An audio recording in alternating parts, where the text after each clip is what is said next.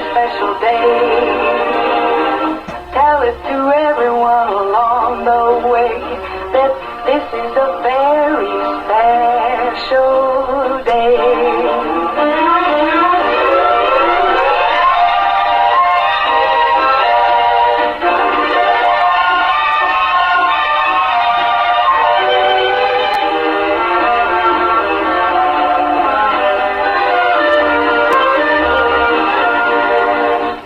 Up early this morning with gloom on my head. Had a big feeling to climb back in bed. Then I looked in the mirror and somebody said, wake up, wake up, it's time for you to lose the blues, and this is a very special treat. Tell it to everyone you meet that life is all for living and love is all for giving, so this is a very special day. Tell it to everyone along the way that this is a very special day.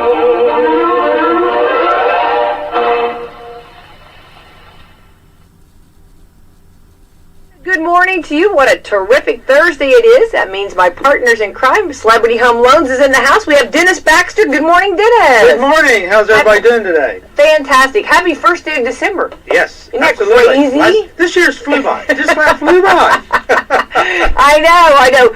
I felt like after Thanksgiving, I kept thinking, we're still in November, and then finally now, yay, December, yay. Yeah, no, I mean, it's another year gone by. I'm another year older. It's like, oh. And deeper in debt.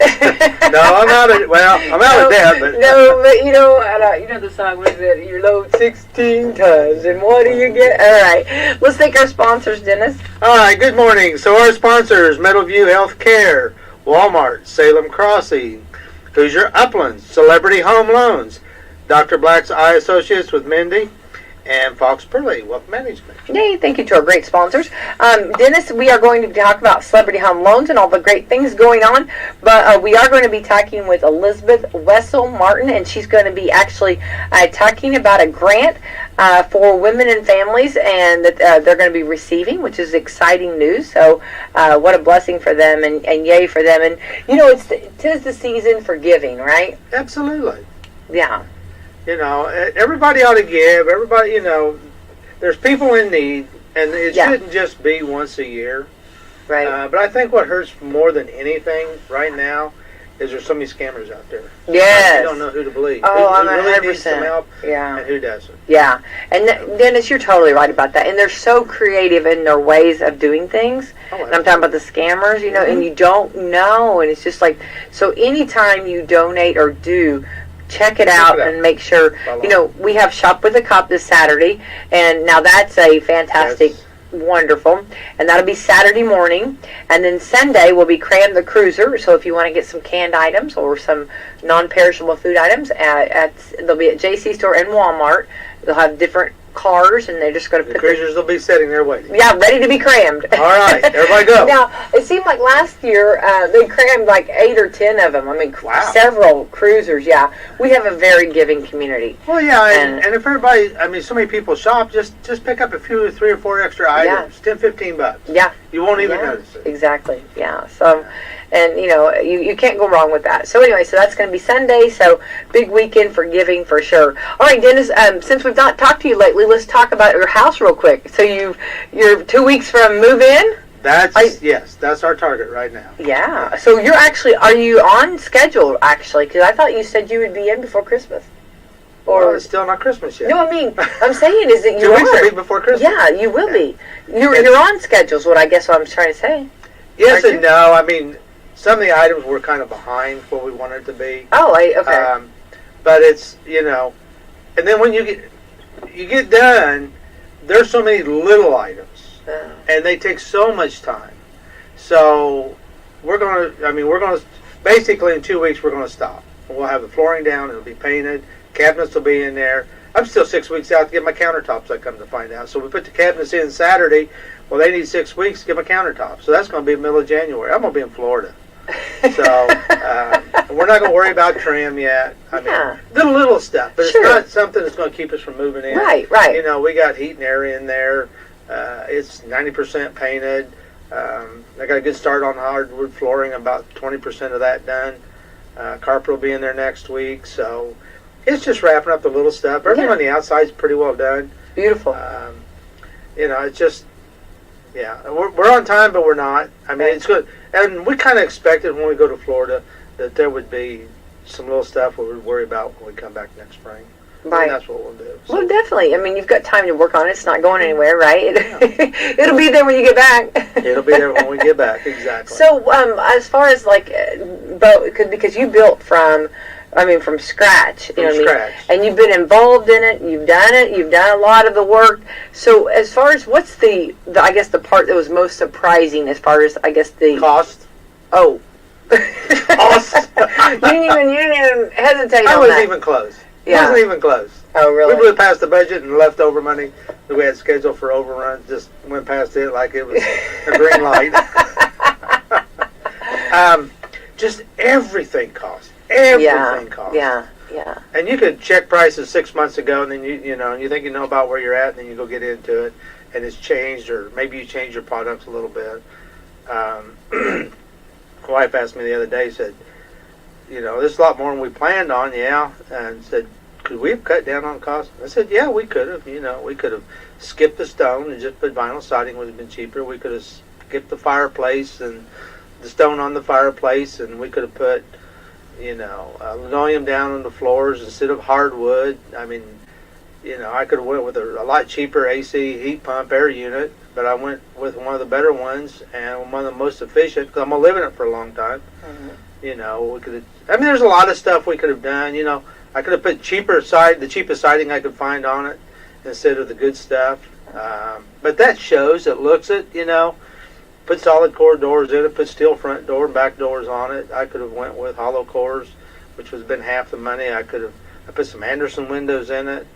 I could have went with super cheap vinyl windows. It would have been a third the money. So, yeah, I could have cut a lot of money out of it. But I wouldn't have had the house I have now.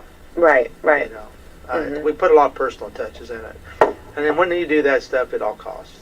It all adds up and it all costs. Yeah. So it's a custom home the way we wanted it. Things changed as we went through. Mm-hmm. But well, you guys had talked about building for a while. So for a while, we had some ideas that you wanted, and so, you know, if you're going to do it, might as well, right? Well, it's the last time. Well, I've said that the last 2 times. This one is going to be. We took everything out of the other houses that we liked, and the ideas, and the little things in them that we liked, and then looked at the things that we didn't like. So we made sure the stuff we didn't like, we didn't put in this house, and the stuff that we did like, we incorporated in it. Mm-hmm. So I've heard people, I've never built a home, but I've heard people say that before, that, you know, after they build a home, like, oh, well, I would have done this different. So this is like things that you have learned along the way, so this home, you've got it, And did you do more like the open floor plan?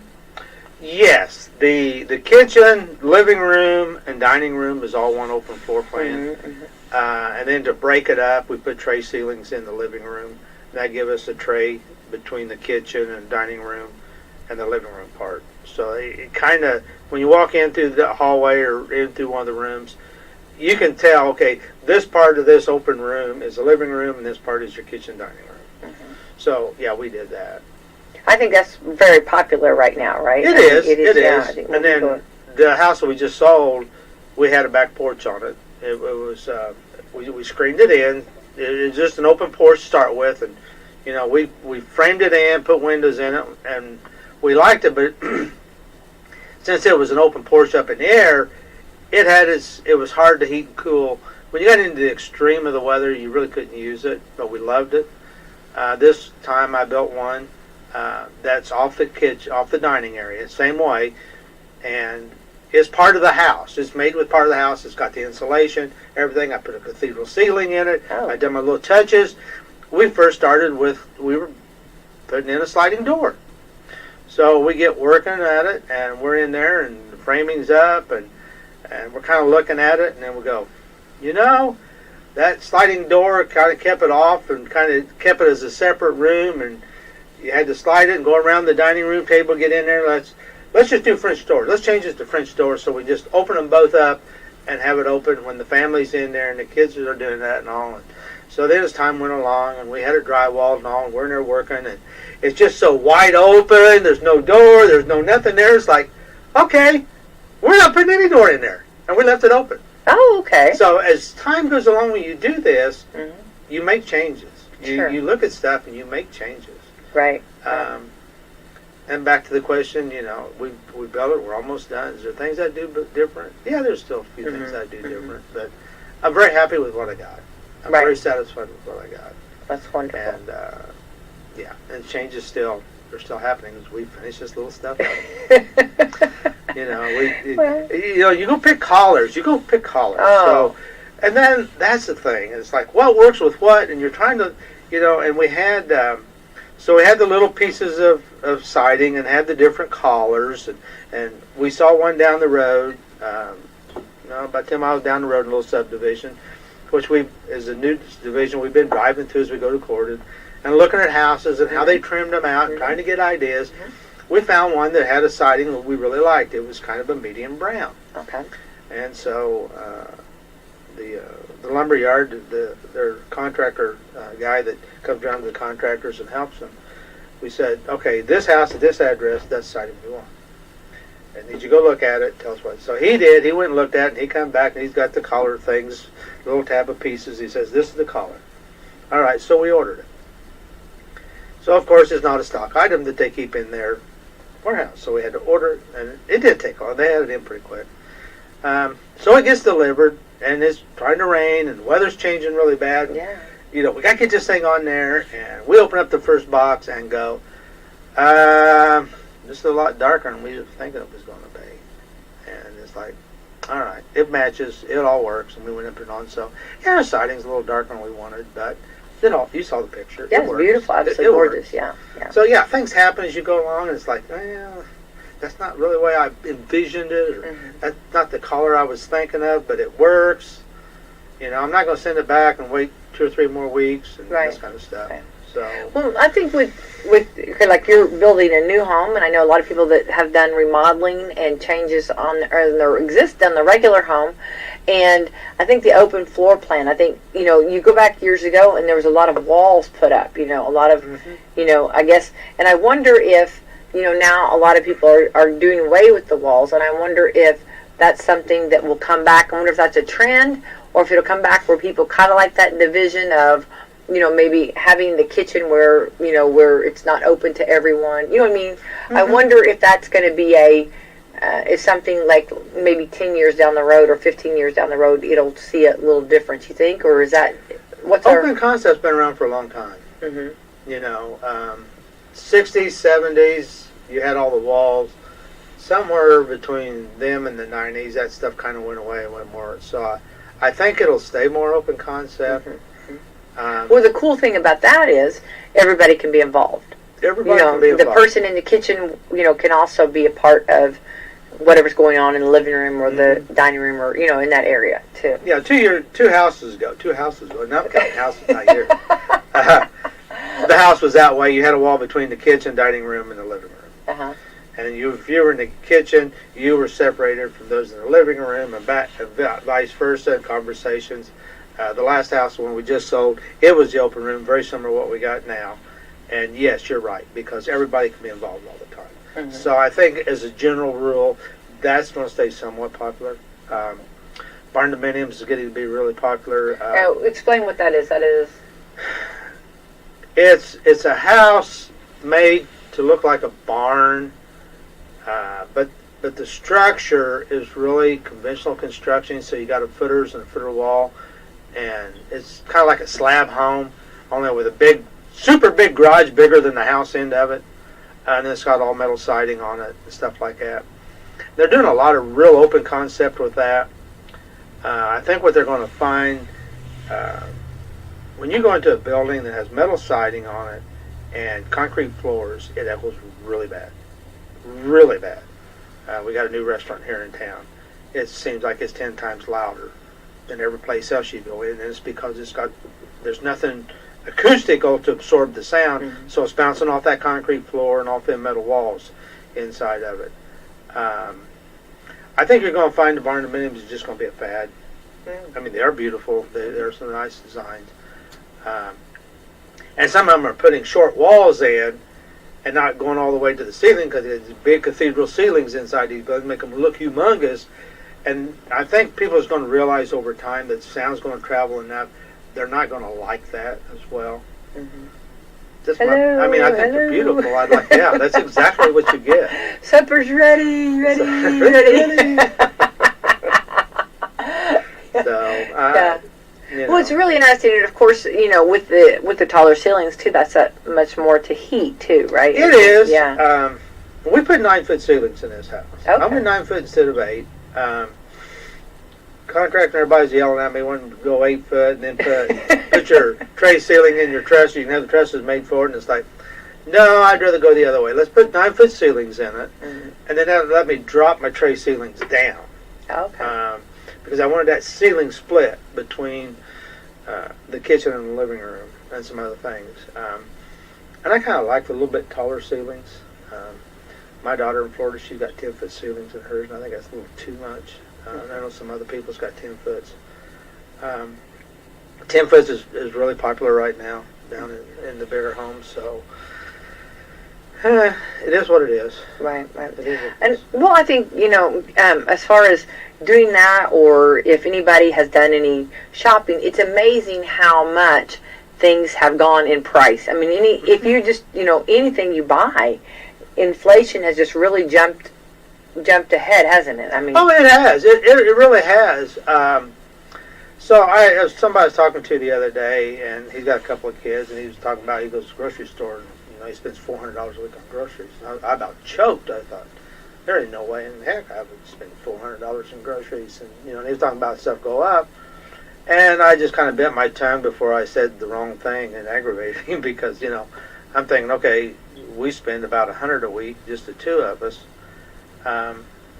But we don't buy any, we don't have any candies, any chips to speak of. I mean, we've got to where we buy a little box of chips, and it'll last a couple of weeks because you just take the little bags out, and you limit yourself.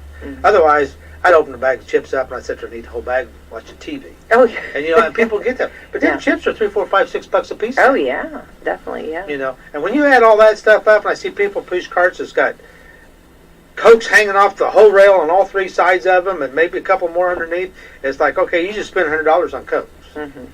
Drink water. Yeah. You can go buy 2 things of water for less than $10. Well, that's I think that's that conservative side of me. But as we're moving into retirement, you have to. Yeah.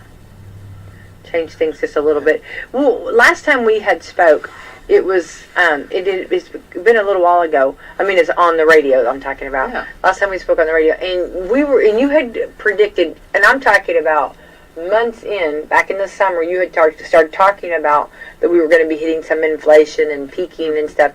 And I think that you're right on. I think you've been right on target on everything you've said on this, because you had said that December was going to be an inflation month. And I mean, is that what you're still seeing as far as? Yeah, and it's not going to stop for a while. I don't know that it's going to go. Well, I'm not sure it's going to go up more. Feds are kind of backing off. What I'm reading, the most houses are hammering the feds. And when I say feds, I'm talking the Federal Reserve Board, that adjusts rates. So they're hollering at them to back off because they're creating such a crisis in the housing. It has totally destroyed the mortgage world. Just totally. 75% of that world's laid off now. I mean, and those of us that are in it, we know this stuff goes up and down, peaks and crises.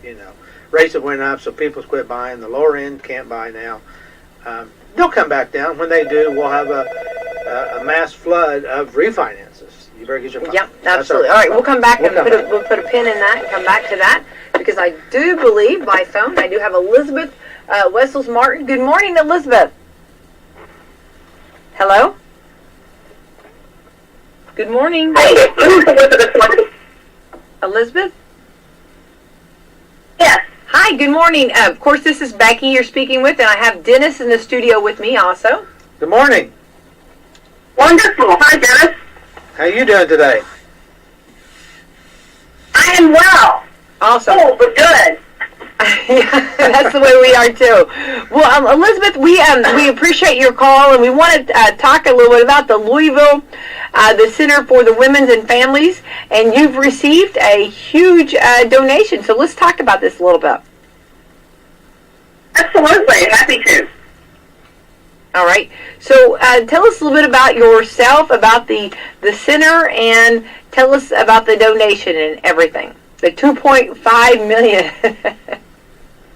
Yes, so exciting, especially right here at the holidays. A lot to be thankful for.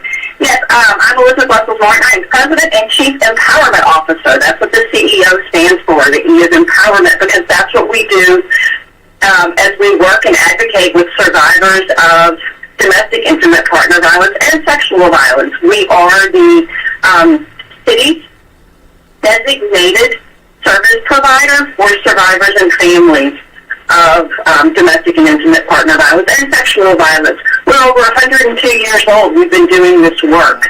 So a long time established and a pillar in the community here in Louisville. We serve anywhere between 7,000 and 8,000 individuals across our 9 county footprint. We have 2 counties in southern Indiana, and we serve 7 counties here in the area. I have been here for 5 years.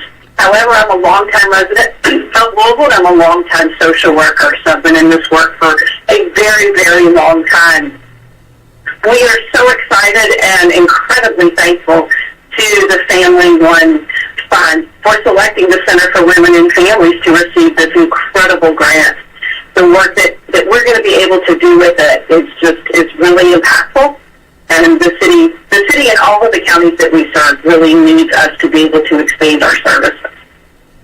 All right, and I believe it's called is it a Bezos Day? Is that right? Yes, it's called the Bezos Day One Families Fund. Okay, could you tell us a little bit about that? So what we know, we were selected.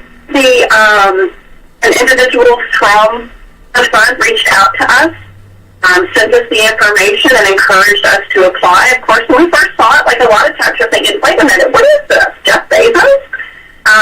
What interests in us?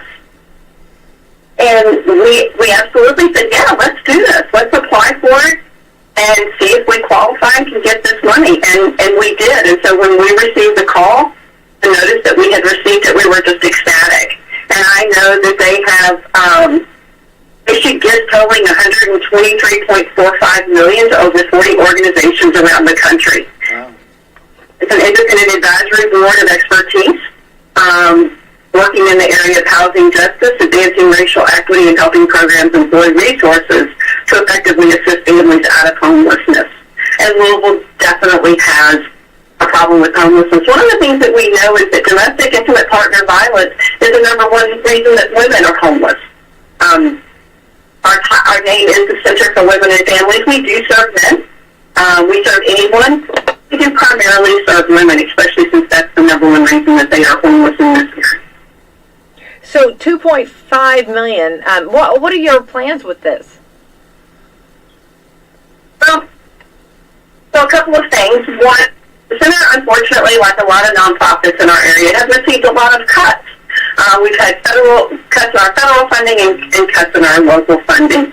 And so this is going to help to offset that. But more importantly, what this is going to be able to do is for us to increase our outreach to individuals that need our services so that we can bring them into the shelter, into our services, and help them with their homelessness and move them towards self-sufficiency.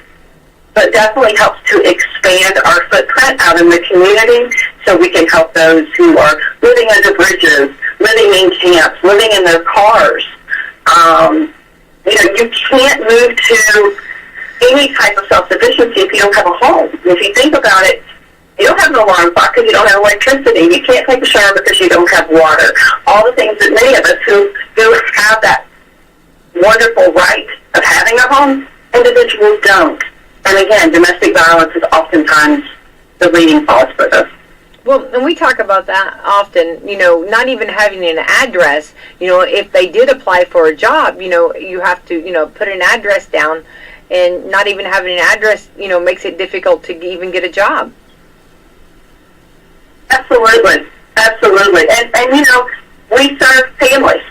So on any given day, we have between, 20 to 30 children here. And can you imagine being homeless and trying to think about going to school or doing your homework when your number one concern is just surviving? Where am I going to sleep tonight? Is it going to be cold? We have white flag going on right now because it's 26 degrees. Yeah.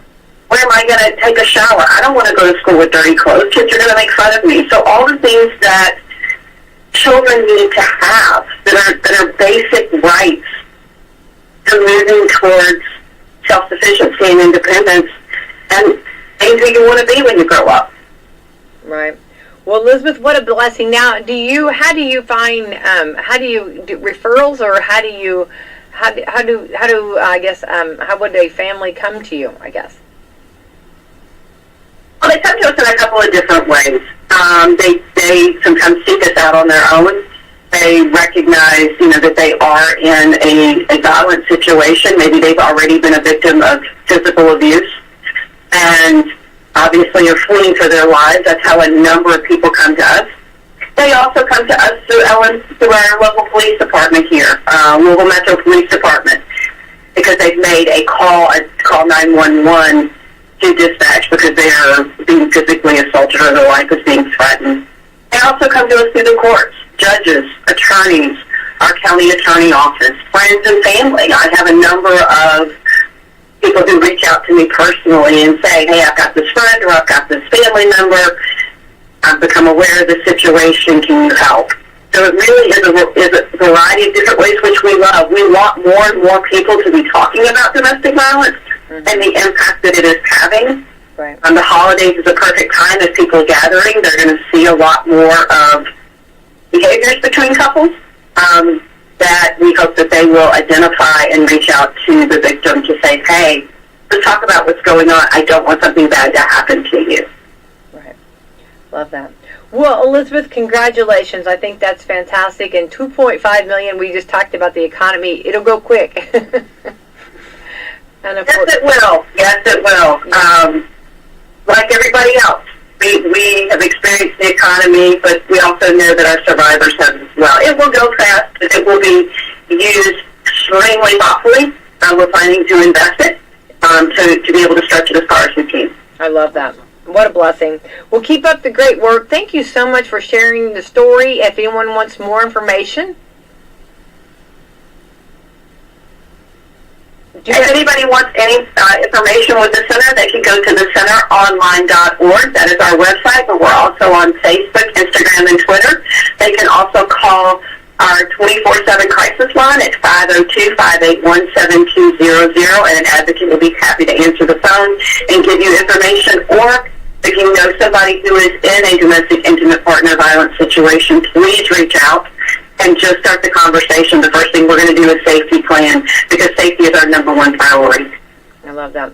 Elizabeth, thank you so much, and congratulations, and I want to wish you a very Merry Christmas. Absolutely. Same to you, and have a wonderful day. Thank you. Bye-bye. Bye-bye. All right, very interesting. What a blessing. $2.5 million. That's a good help for them. Yes, absolutely. That'll go a long ways. Yeah, I think so. And I think, they've been around for such a long time, and it's nice to know the great things they're doing. And a lot of times, in situations, they have to kind of keep it, they don't talk about it because obviously, if the person's in danger, Yes. So they do a lot of things that we don't know that they're doing. Well, it's private. Yeah, and it's, very much so. They've got to keep it private for the people that's involved. Exactly. Yes. And so what a blessing. And so I'm so glad she shared that with us, and I hope that they maybe somebody will match that grant and give another one. That'd right? be awesome. Wouldn't that be wonderful?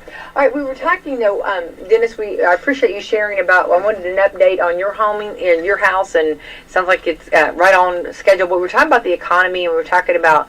We are in December, and I think anybody goes to the grocery store, anywhere, gasoline, anything you buy, you can see where that inflation has gone up. Yes, it absolutely has.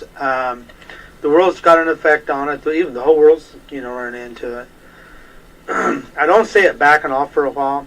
I do see there's a possibility, there's some grumbling that maybe rates will come down next year a little bit, but I wouldn't hold my breath on it. Mm-hmm. They could still go up because the Feds is talking one thing and our Congress and senators are talking another. So we'll see how that all irons out in the long run. Things have slowed down. Have you noticed, there's just so many apartment buildings right now going up. Mm-hmm, mm-hmm, so some of the questions about that, where's the people going to come from? And, are they going to fill all of them? Well, they're absolutely going to. I mean, we've got inflation, and this housing market of purchases is still growing fairly strong, and that's because, and I've preached this for some time, we still don't have enough housing for the people that need housing or that want housing. So we're going to fill them. There's waiting lines. I'm sure there's waiting lines. They will get filled. We went 10 years in this last crash of not building houses, so you've got people being born and the population increasing, but the housing didn't increase for 10 years. So, and it's predicted it'll take another 3 or 4 years for housing to catch up between building new houses and apartments. There's a lot of this young 20s and 30-year-olds, early 30s, don't even want houses. They're wanting small units. They want small apartments. They want to be flexible. They want to move. They want to see the world and experience the world. Mm-hmm.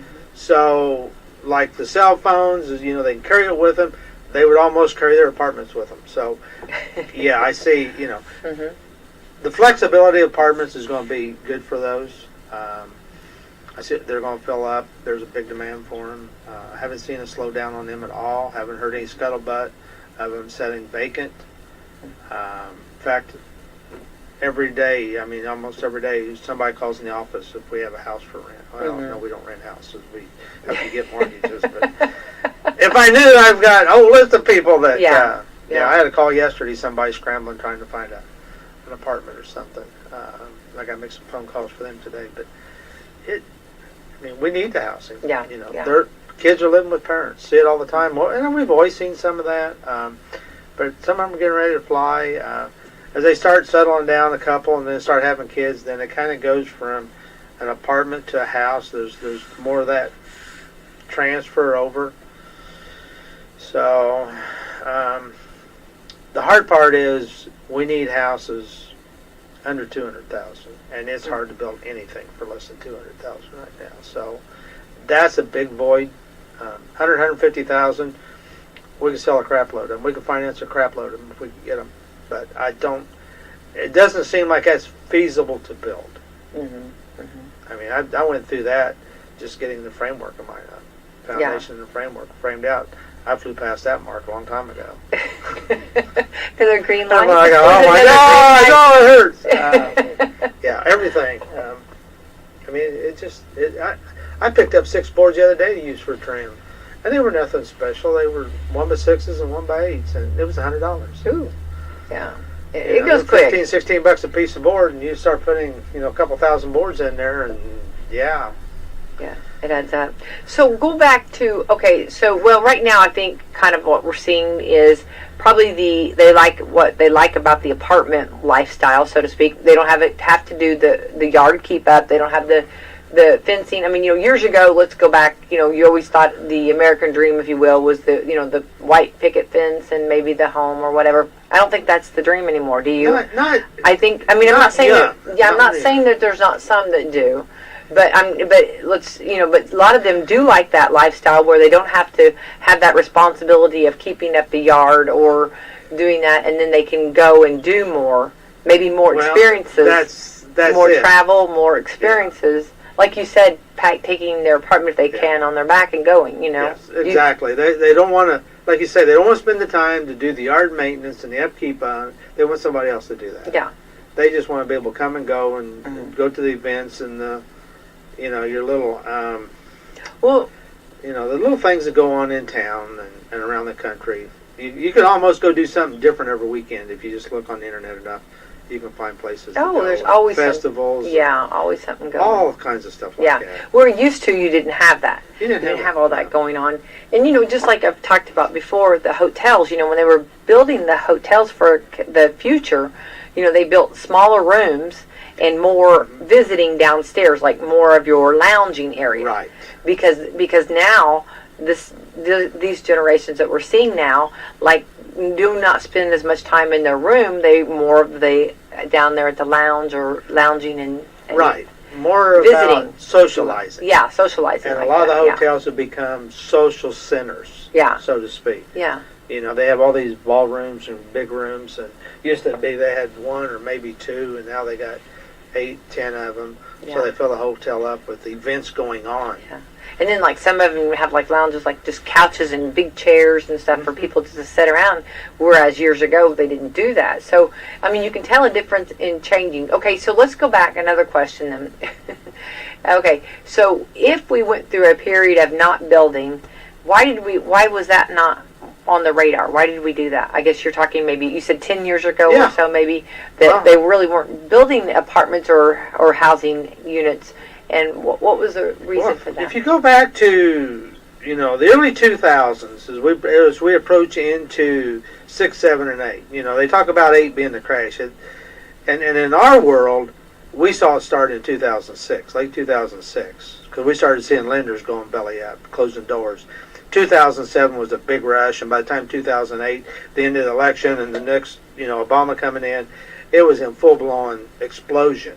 In fact, we called it the implode of the mortgage industry.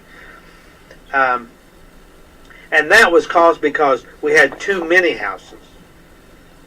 There was too many houses to sell, and nobody buy them. So in order to sell them, they was coming up with all these ridiculous, stupid programs to put people into them. Federal government was pushing that everybody has a right to a home. Well, everybody has a right to a home. Not everybody is able to take care of a home. Or not everybody wants a home. I mean, having the right to do something doesn't mean that's the right idea for you. That's just like when somebody calls us and they're going through divorce or something, and they're living in a hotel room. They want to buy a house because they can't find something to rent. Well, that's not the right idea. That's not the reason to go buy a house. You still need that apartment. You need something to settle down because you got issues you're trying to take care of. You don't need to mix with a new house. But there was stupid programs that could put people in stuff like that. So that crash happened. Okay. The crash happened. We had vacant homes. We had foreclosed homes. I mean, it was over the top. And it took 5 or 6 years to clean that mess up. And then the economy... That was really sad, too. It was. There was a lot of... That was there was a lot of painful people for lost some. Yeah. And it's just like right now, so people are talking, well, that's going to happen all over because inflation, these houses have went up, and they're going to buy it, and 6 months from now it's going to be worth less than they give it for it. There's going to be a little correction, but it's not going to be like it did then. I mean, back then, you took a $150,000 house, and 2 years later, in the middle of this crash, that $200,000 house was worth $125,000. You're going to see a $200,000 house may be worth $180,000, $85,000. So there's going to be a little correction. But those that stuck it out and hung on to that house just sold the house for $450,000 or $500,000. So on paper they lost money, but on paper it come back, and they made money on their investment.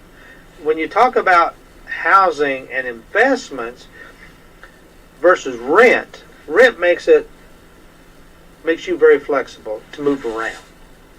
Housing doesn't. But that rent payment, so if you spend $1,500 a month rent, it's gone. That's 1 month to live in that thing, it's gone. You put $1,500 in a house payment, yes, there's some interest there, but you can write that interest off your taxes, which you can't write your rent off. So you can get some of that money back off your taxes you're paying, you'll pay less taxes. And the money that you pay, so if you bought, say, $200,000 and you put $125 worth of equity a month in it. That'll come back when you sell it.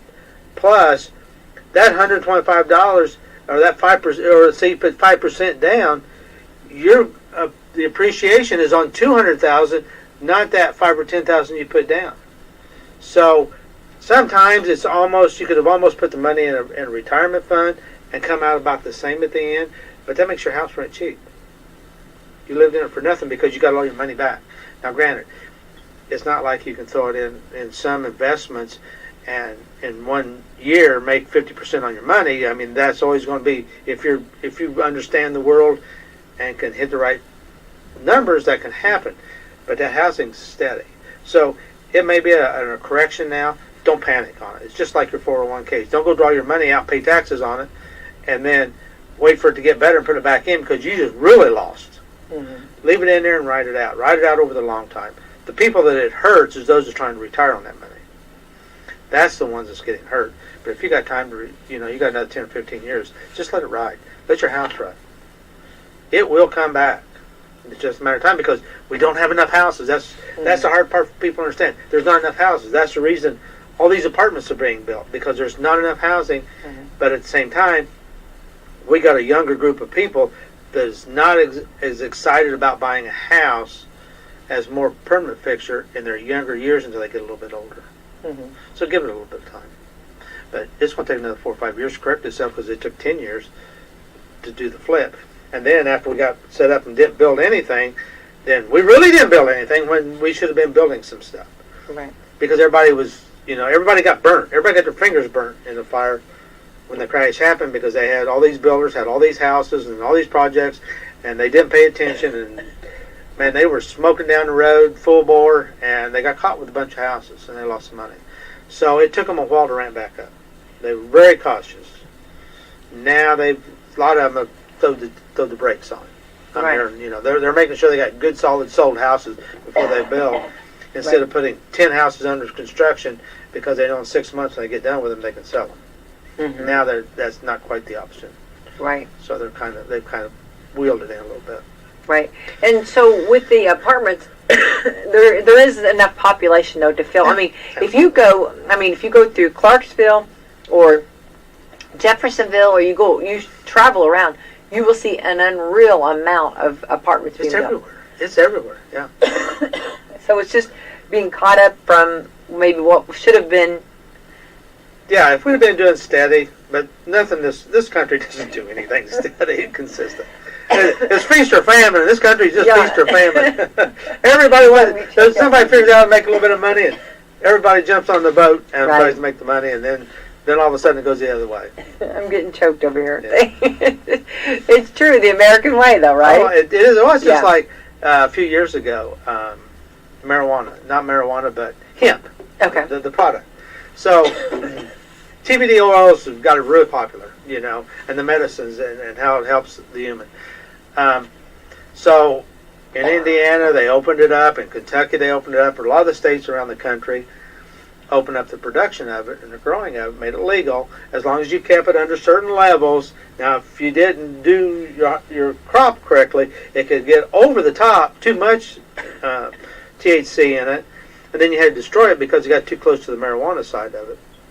But there was, I can remember this. Some of the family had talked about it, and we looked into it.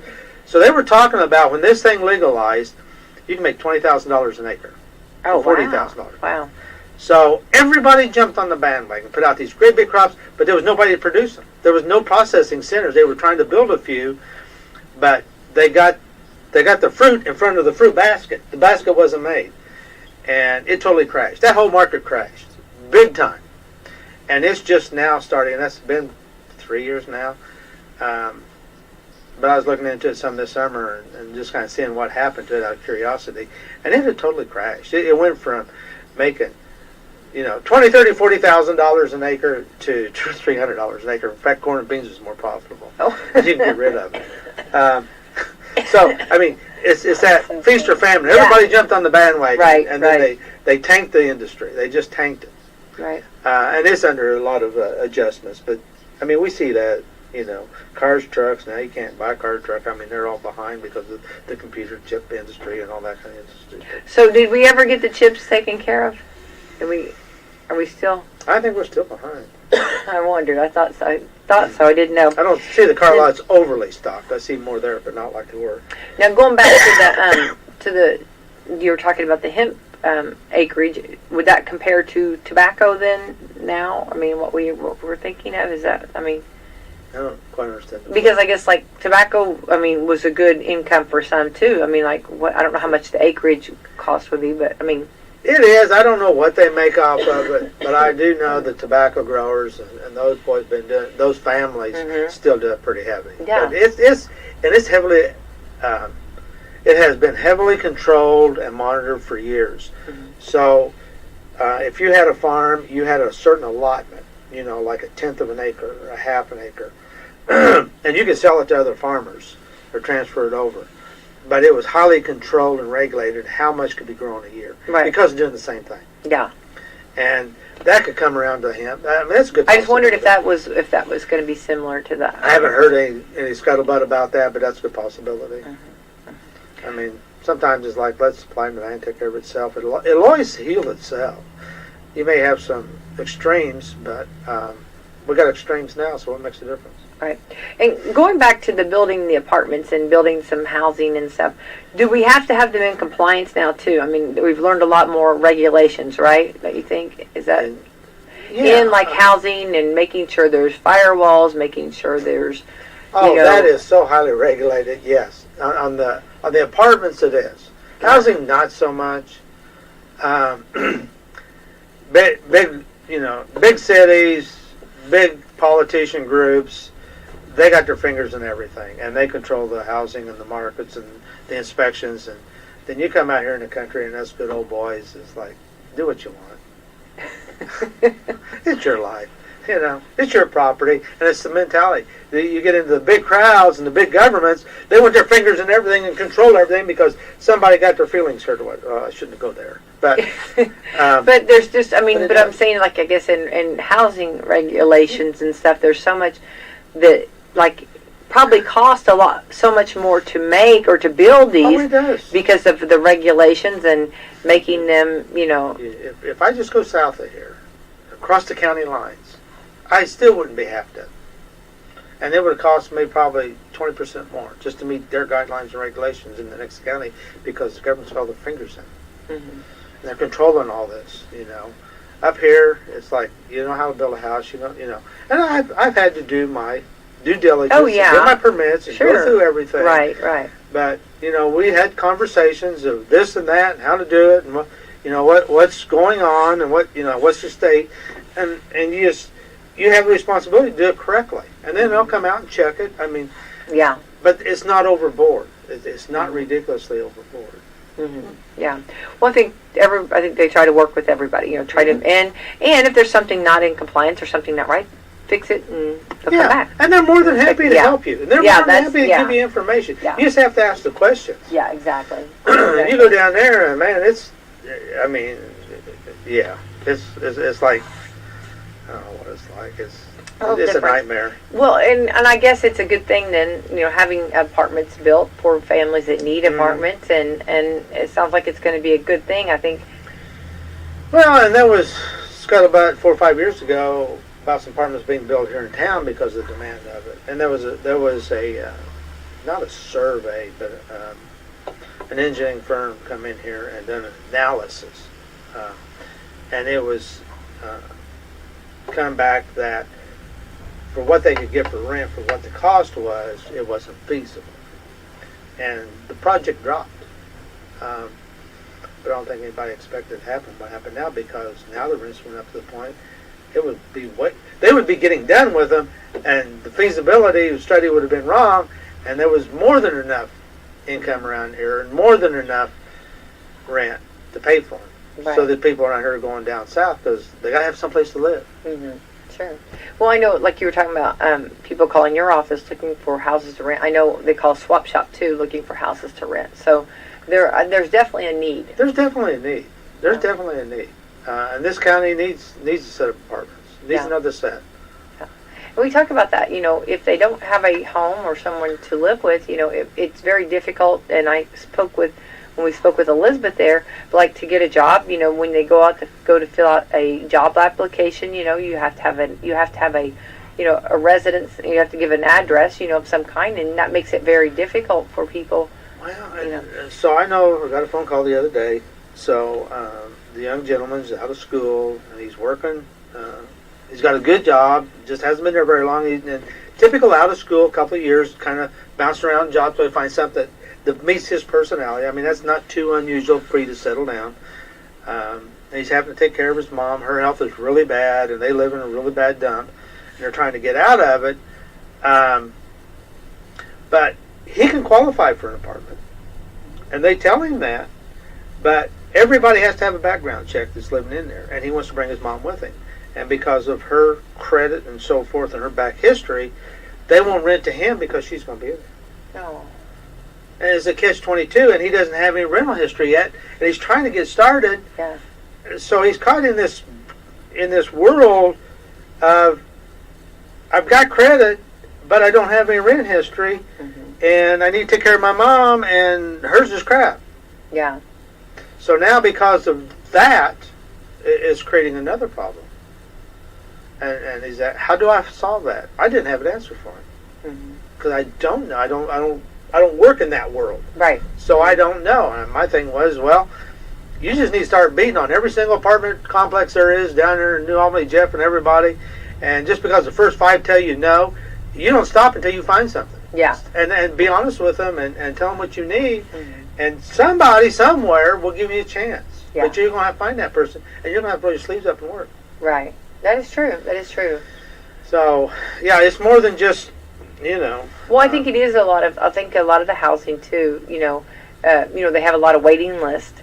A lot of people are waiting for, an apartment or something, to rent. So I think that's going to be hopefully taken care of. Hopefully, if we can get enough built and enough places, then it won't be so much for. And then it goes back to take care of your credit, take care of your finances. It's the same thing. That part of it, the same thing I preach every day. Okay, because you said, well, what if I can buy a home? Well, I could get you one, but you've had 5 jobs in 2 years, and you've only been at this job for 1 month. Now come back and see me in 6-8 months after you've been there, and you're still going to feel like you're going to be there. Then I can show some steadiness. But right now, I can't show consistent steady, and that creates another problem. Right. So I mean, you got to balance it. But he's caught in a catch-22. And the house that where they're renting now is falling apart. Yeah. In fact, he said part of the roof fell in. Oh, that's very scary and very sad. Scary. And it is sad when they're in those living conditions. It's sad we got like landlords that way. Yeah. That is I've true. seen the place. It's a dump. I would doze it and down. then some of the landlords don't even live around here. Live in a whole other state and have no idea of what's what. This one does. Oh, okay. Well, this is not the problem with this one. He's just a slumlord. Well, now we have those. Yeah. Well, you hate to think that. I mean, I hate to think of it, but it's the truth. Yeah, I mean, everybody knows me. I tell it the way I say it. Yeah. Well, I mean, hopefully they'll hurry up and get those houses or the apartments, I guess, maybe done and ready. So then hopefully we can fill it all, right? Yes, absolutely. Get them all filled and. They'll get them filled. They probably got waiting lists. I'm thinking honestly, that too. There probably is. Yeah.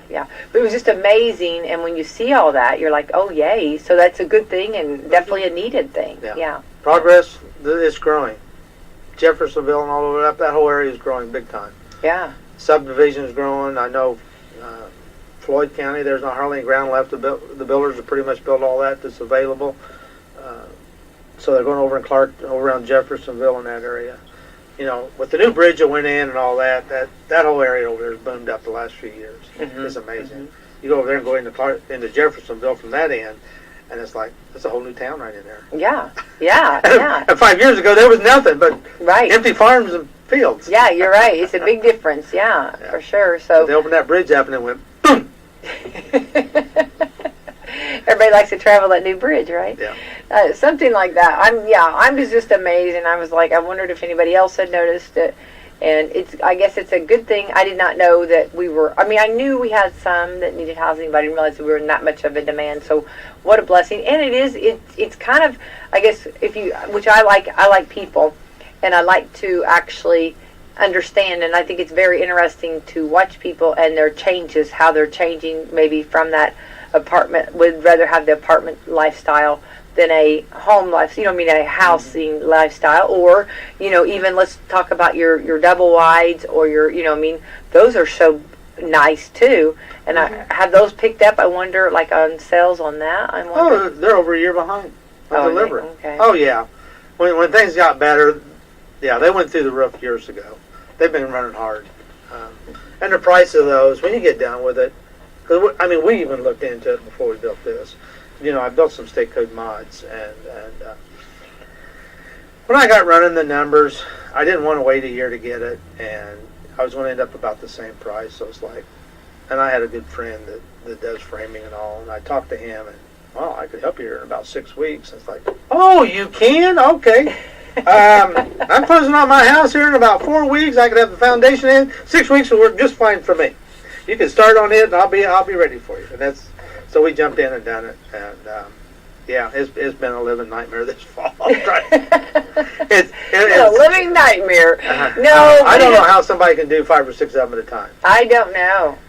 Maybe it's my OCD. I don't know. No, I think I've heard. That's what I've heard. I've heard actually, and like if your marriage can stay together. It's one of the. Talk about marriage counseling, right? Oh, absolutely, yeah. And I've seen it with my customers. When somebody comes in and says they want a construction loan, we have that conversation.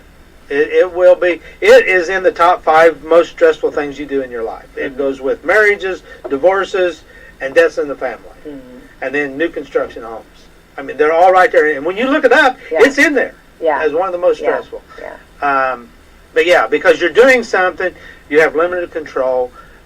In this one, I managed it myself, and the problem was getting enough good trades, and where one trade would stop, and kind of have to take over whatever part of that was, make sure that marriage of them 2 trades was finished up correctly, or you had a gap in your construction somewhere.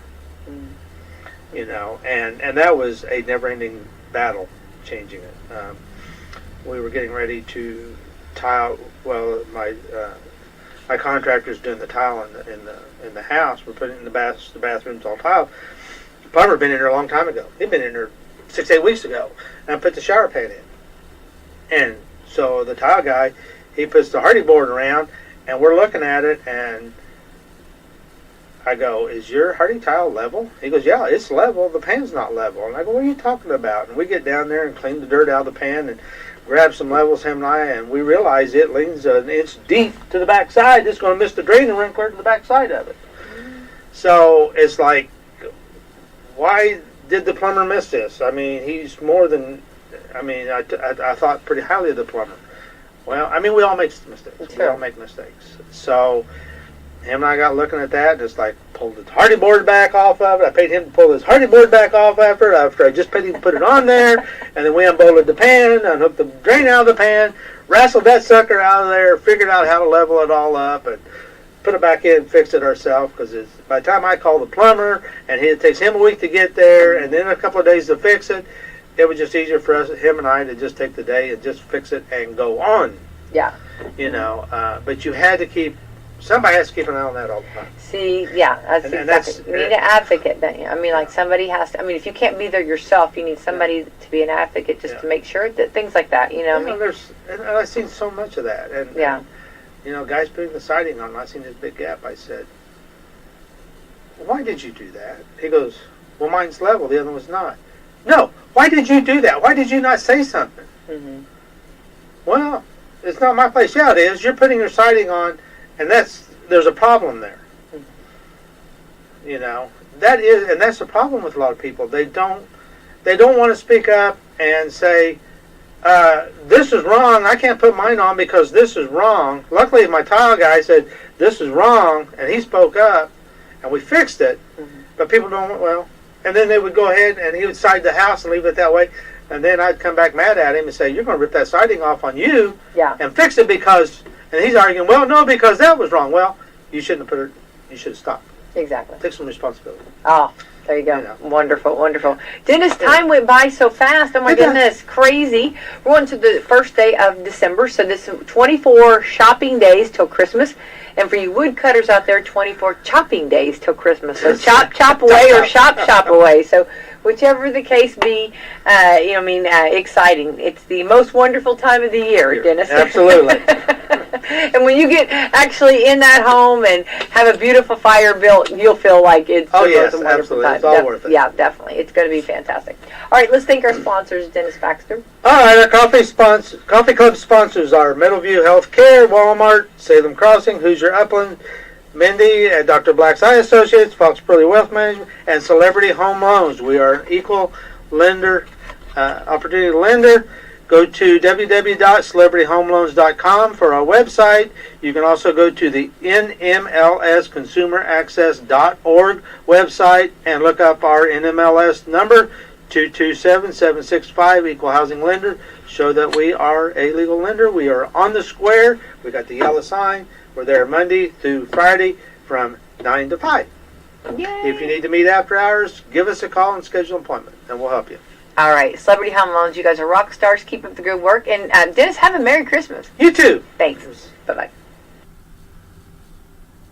Hoop season is back on WSLM. Whether you're listening to local high school girls and boys basketball, IU or Purdue men's basketball, or the Indiana Pacers, you'll need to get dialed in to the WSLM Sports Zone to follow all the action this season. And what better way to enjoy the game on WSLM than to pair it with great food from Papa John's? Go to your Papa John's app to order for pickup or delivery. Call 812-883-3369 or stop in at their location at the corner of Main and Hackberry Streets. Either way, stop in for a hot fresh pizza, breadsticks, wings, or desserts, and a cold drink today. And keep your radio tuned to WSLM for hoops action all season long. And to hear more great specials from your Papa John's in Salem. Manufacturing engineer.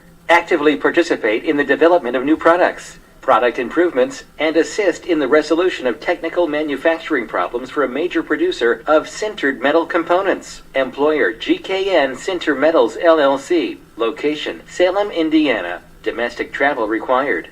To apply, mail resume, no calls or emails, to S. Shaw at 1670 Opdyke Court, Auburn Hills, Michigan, 48326. Hello there, this is Nat King Cole, wishing you all a happy and a Merry Christmas. The joy of living is in the giving. So let's give lots of toys for tots.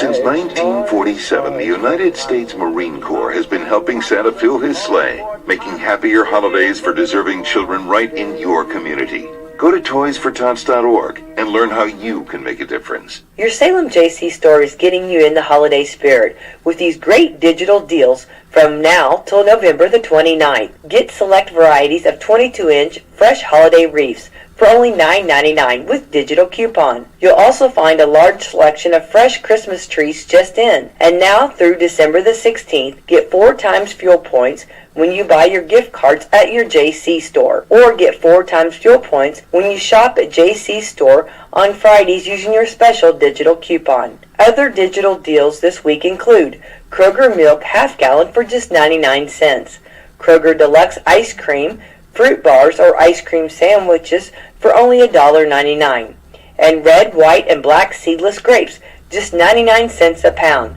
JC Store in Salem wants to get you ready for the holidays. Gobble, gobble, gobble, gobble! This is Jalen Hoare at John Jones.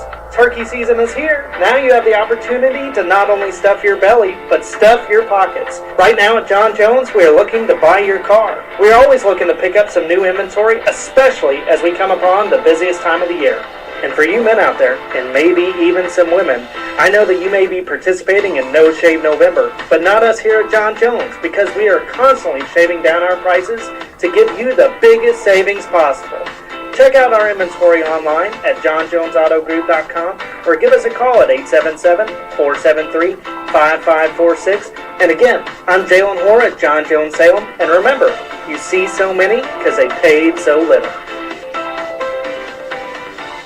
Remember when you had your birthday party at McDonald's, playing with your family and friends, enjoying cake and that one-of-a-kind McDonald's food and drink? If you're looking for a fun and safe place to have a party for your children or grandchildren, look no further. Party time is back at McDonald's right here in Salem, Mitchell, and West Baden. That's right, hosted birthday parties are back, baby. Call event coordinator Renee Lewis at 812-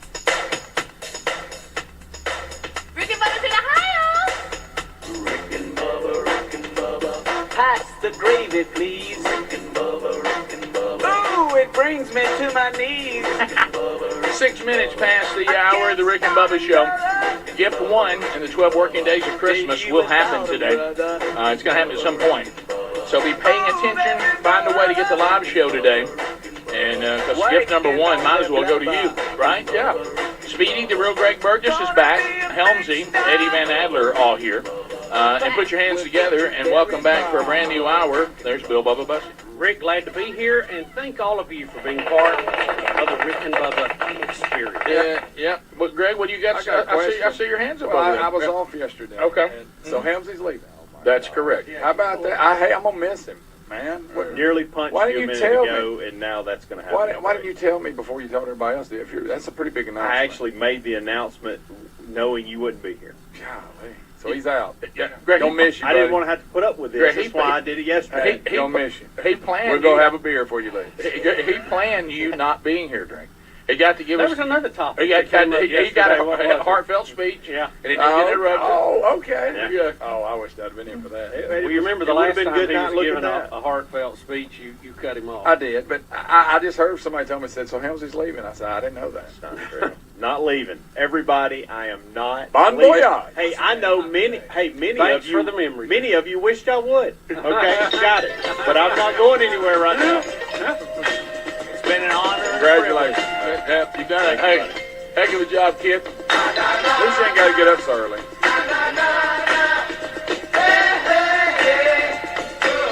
The teams still do that when they handed it to you. It's a good question. Did like Thompson sing that to Auburn last night?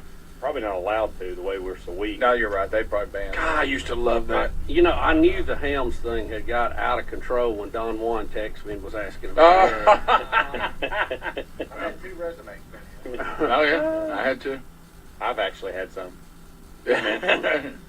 Are you going to refill the replacement? Your replacement, and if not, give this to Rick and Bubba. That's hilarious. That actually happened. Yeah, I've had tearful. Now, some of you have sent some really good ones that are funny, and look, keep sending those. Like, Hugh Freeze's OC. Yeah, that's good. Trent Dilfer, special teams coach. Right, I love all that. All those are great, but will tennis share you with football? Probably not. No. Probably not. But I have had. I'm talking paragraphs, multiple paragraphs of people just. Been a good run. I mean, just made me emotional reading them. I think it's funny, Speedy. 14? Are you 14 or 15? Now people are going to hear that and go, this is your 15th year of my 14th. I got here in 2008. Okay. Is this the longest run you've had? It is, by the way. Yeah. My favorite email so far is, we'll miss Helms and Rick. Has UAB got anything you could do?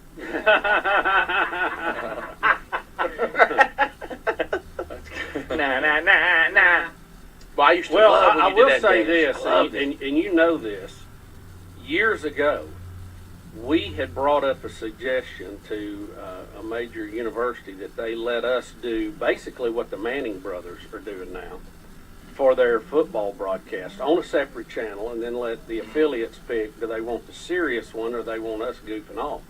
And that never came around. But we were ahead of the curve on that. I knew that format would work. Oh, yeah. The Mannings just got it done. We didn't. We basically did it with the XFL. Right. I mean, our broadcast sounded like them sitting around talking about nothing. I mean, Greg at halftime tells us who he thought the biggest put of the first half was. Yeah, that was my segment. Yeah, that was so good. I traveled around the country just to do that for 2 minutes. It was a lot of fun, wasn't it? Oh, it was great. One of the best things we've ever done. All right. Did you enter your last day? Did you stop? Seriously. I tell you, this year's year ender, there won't be a drive. Here's what I'll do. I'll give y'all through Monday to continue this, but after that, let's let it go. Okay, I got you. Through Monday. Close the business Monday. All right, so get it out of your system. Get it out of your system, boys. Update. Here comes the money. Hey! Here comes the money. Money, money, money, money. Dollar, dollar, dollar, dollar, hey. Dollar, dollar. Ching, ching, bling, bling, cut the chatter. You ain't talking money, then you're talking no matter. So, clarification from Tim Cook at Apple.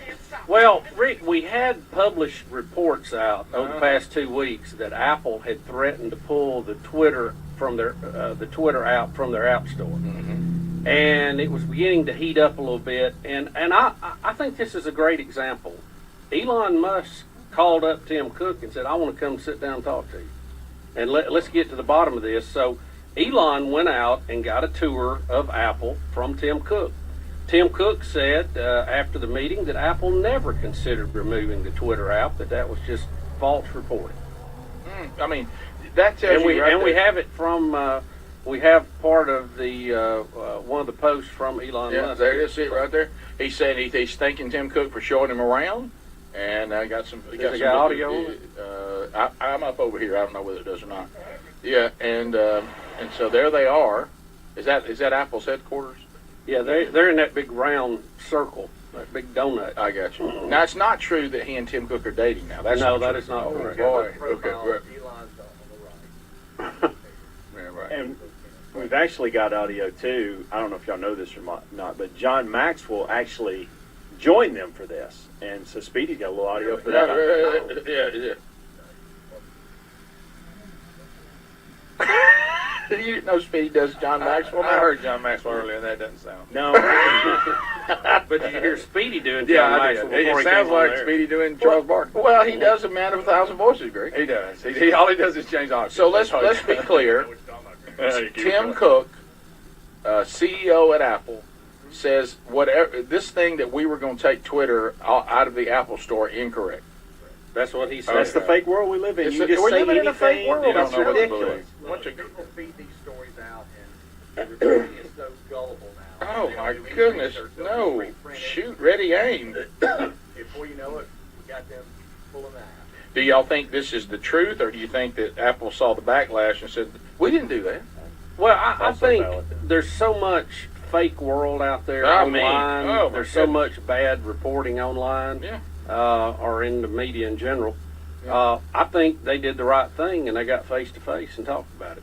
Said, "Hey, if you got a problem with this, if it is, what is it? And let's see where we can go." Now, and all of this is stemming from him reinstating Twitter accounts, and he's supposed to release some Hunter Biden information that Twitter suppressed some information. Yeah, he said some of that was going to be coming out, but